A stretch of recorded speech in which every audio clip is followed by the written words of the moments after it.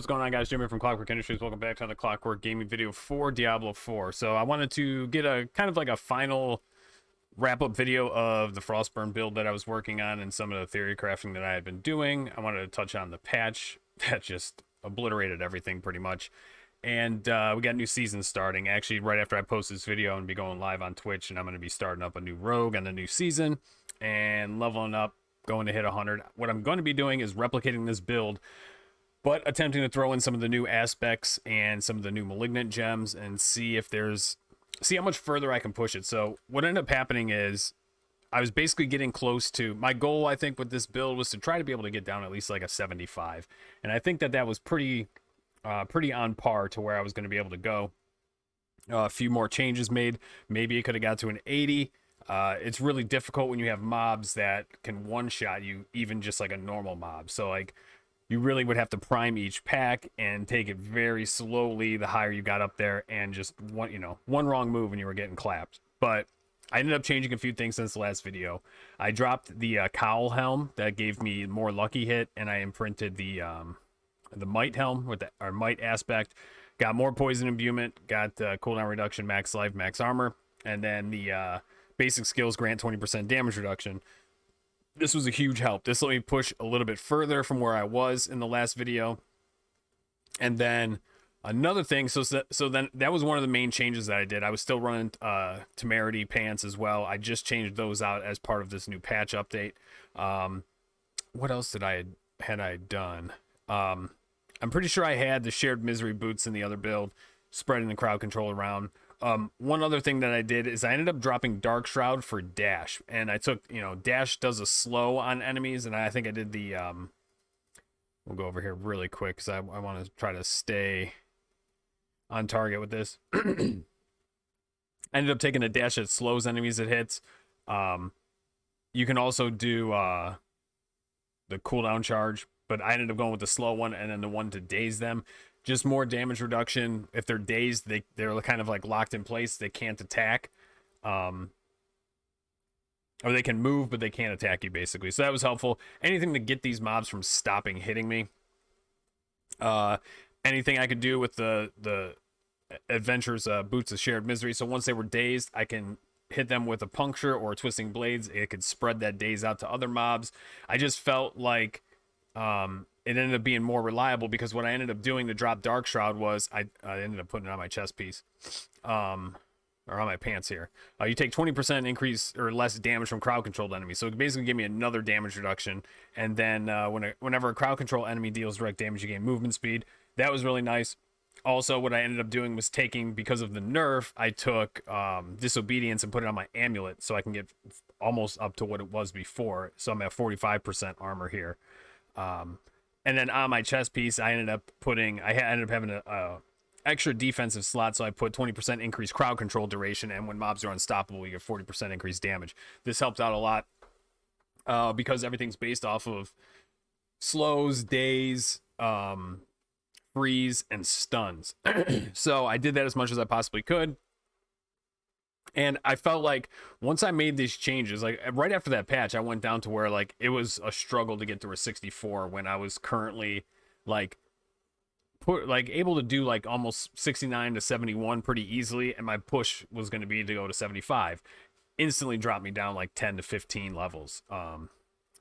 It was pretty brutal. I don't think many people at all were really happy with that patch, and it basically just killed all of our damage reduction, all of our crowd control. So I'm like, their whole entire thing about this game was go with the build that you want to do. As long as it somewhat makes sense and synergizes, it should be a viable build. And I mean, getting to Nightmare 75 is pretty decent. There's even at that, if you look at how many people didn't even beat the campaign before season 1 started, getting to Nightmare 75 is a decent accomplishment. It's not like top tier, but it was still pretty good, especially for like an off build that I didn't look up anything about. I just kind of went about it with the pieces of gear that I got. I restructured my whole Paragon tree for it.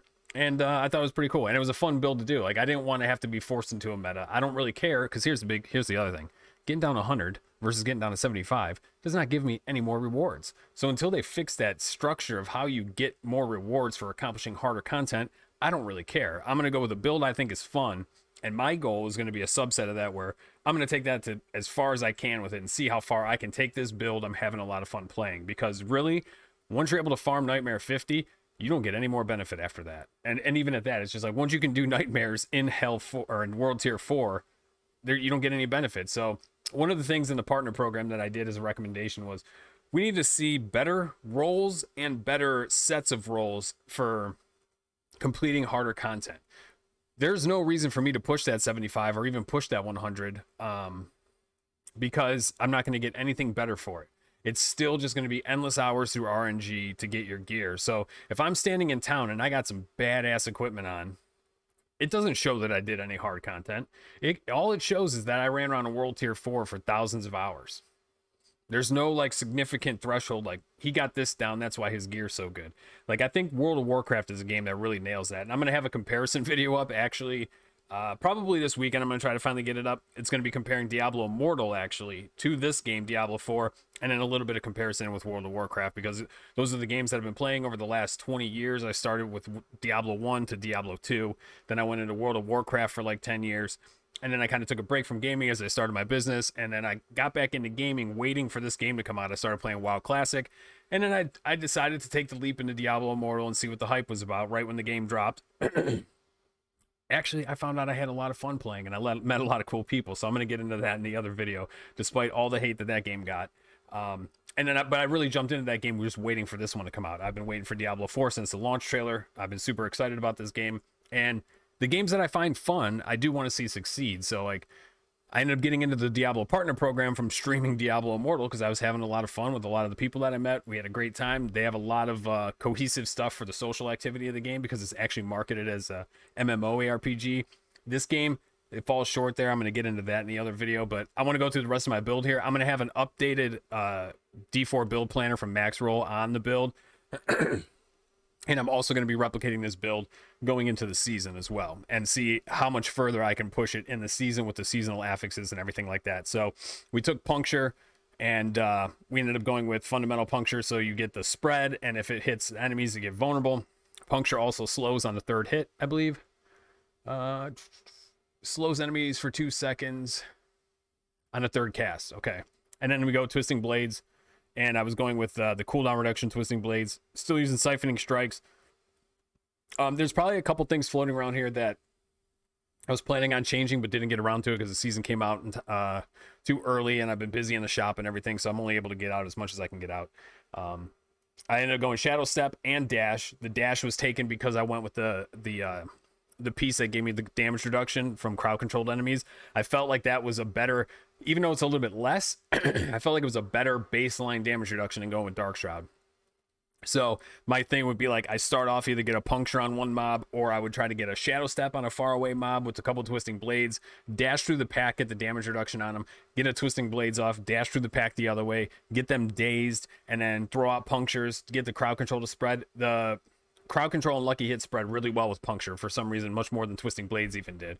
So like kind of that was my method, and if I took it slow and kind of made the right attack, it really took a lot of planning in the push dungeons, but it seemed to work out pretty well. I did precision imbuement with poison imbuement, critical strike poisoning damage, damage reduction from poisoning damage from poison enemies, attack speed, Frigid Finesse, which gives you increased damage to chilled and frozen, mostly for the frozen damage. Still running Shadow Clone. Now, something that I was thinking of potentially doing here to maybe push a little further was switching off of daggers to swords, going with weapon mastery, potentially even grabbing Death Trap. Basically, what it would do is if I use the Unstoppable cooldown with maybe even putting it on your neck, like every 10 seconds you would have Unstoppable for 4 seconds or every 12 seconds. So that would alleviate some of the stress from all the CC mobs. And then you'd also have one Shadow Step as well as a break free from that. So that would actually free up from not having to use Shadow Clone. You can maybe use something a little more powerful. You could have 2 different imbuements and use the Paragon glyph that lets you trade off imbuement cooldowns because you have the infinite ones from the poison. That could reset your Shadow. So it gives you a little bit more options. I always kept using momentum. I would maybe switch this up to the one for traps if I went in the direction of traps. That was something I was considering doing because Death Trap, I had the All Eyes pants. Maybe that would give me a little bit of ability to like drop a trap and then kite the mobs around. That could potentially let me push a little bit further while also CCing and freezing. So that's where I went with that. And then in the Paragon boards, I think I I did not do this yet in the last video, but I finally reworked the whole thing. I went with the imbuement board.